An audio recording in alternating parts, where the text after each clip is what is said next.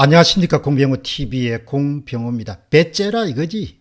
오산 재검표장에서 선거관리위원회 측에 대부분 일을 맡겨둔 모양새를 취하고 현장으로부터 멀찌감치 떨어져 앉아서 마치 양반놀이하는 모습의 대법관들을 보고 한 시민이 화가 잔뜩 나서 부르짖은 것이 배째라 이거지, 배째라 이거지, 이 이야기입니다.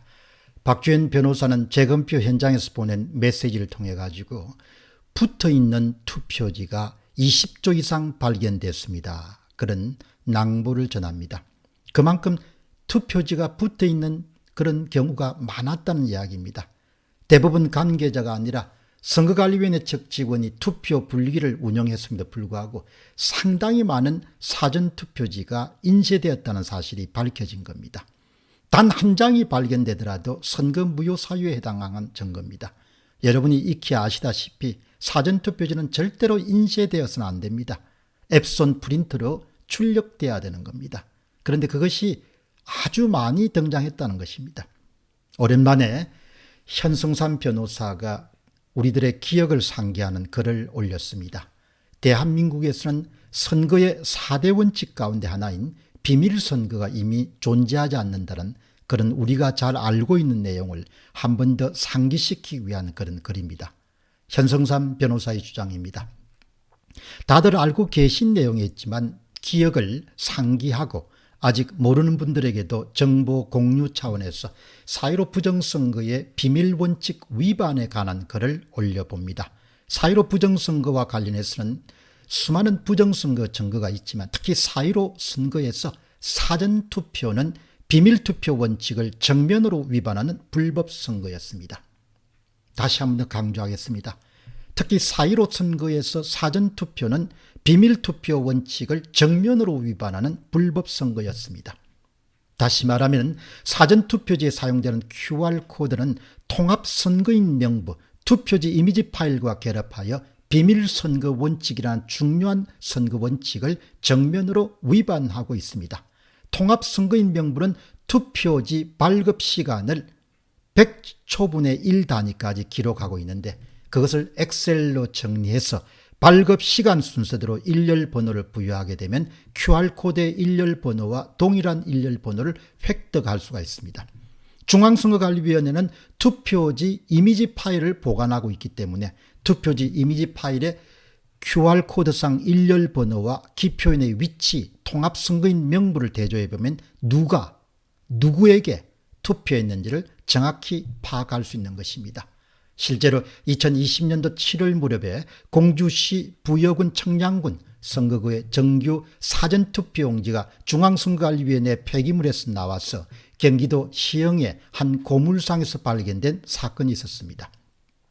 당시 발견된 사전투표용지는 QR코드 일렬 번호 투표관리관 날인까지 찍힌 실제 투표지였습니다. 청량군 선거관리위원회는 해당 사전투표용지가 경주시 양남면 제2사전투표소에 출력된 투표용지였으며 투표용지 걸림 현상이 발생해서 폐기된 것이고 해당 선거인이 실제 투표한 투표용지는 관내 사전투표지에서 실물이 확인되었다고 발표한 바가 있습니다. 즉 청량군 선거관리위원회는 고물상에서 발견된 사전투표용지로 해당 투표용지의 선거인과 투표 장소를 알아냈습니다. 선거관리위원회에서 보관하고 있던 투표지들 중에서 실제 투표한 관내 사전투표지의 실물까지 찾아낸 것입니다. 이것은 명백한 비밀선거 원칙 위반입니다. 선거관리위원회가 QR코드 및 통합선거인 명부를 이용해서 1000만 명이 넘는 사전투표인의 투표 내용을 확인하고 이것을 데이터베이스화 시키고 있다고 의심받을 만한 명백한 불법 행위를 한 것입니다. 많은 사람들이 아는 더 이상 한국에서 비밀선거가 없다는 주장을 우리들에게 상기시켜줍니다. 어제 김방현 중앙일보의 대전총국장이 올린 배춧잎 사전투표지와 선거민주주의를 보고 JCMA님이 올린 의견이 다음과 같습니다. 민주주의 꽃은 투표입니다. 보통선거, 평등선거, 직접선거, 비밀선거 4대 원칙을 준수해야 되는데 여기에 의심이 든다면 규명해서 이의가 있으면 무효화하고 다시 선거를 치러야 됩니다. 이것을 소홀히 하면 민의가 왜곡되거나 독재로 악용될 수 있습니다. 북한도 투표는 합니다만 비밀이 유지가 안 되어서 저렇습니다. 반드시 조사해서 밝혀야 합니다. 이런 좋은 의견을 남겼습니다. 그래서 제가 정말 오랜만에 초등학교, 저희들이 다닐 때는 국민학교와 중학교의 사회 과목에서 배웠던 선거의 4대 원칙을 한번 찾아봤습니다. 보통선거, 비밀선거, 평등선거, 직접선거입니다. 여기에 자유선거를 더하면 5대 원칙이 됩니다. 우리 헌법 제41조 국회의원 선거 관련 규정과 그리고 우리 헌법 제67조 대통령 선거 관련 규정에 보면 보통, 평등, 직접, 비밀선거에 의하여 국회의원과 대통령을 선출한다 이렇게 규정하고 있습니다. 그러니까 비밀선거 원칙을 위반했다는 것은 곧바로 헌법을 위반한 겁니다.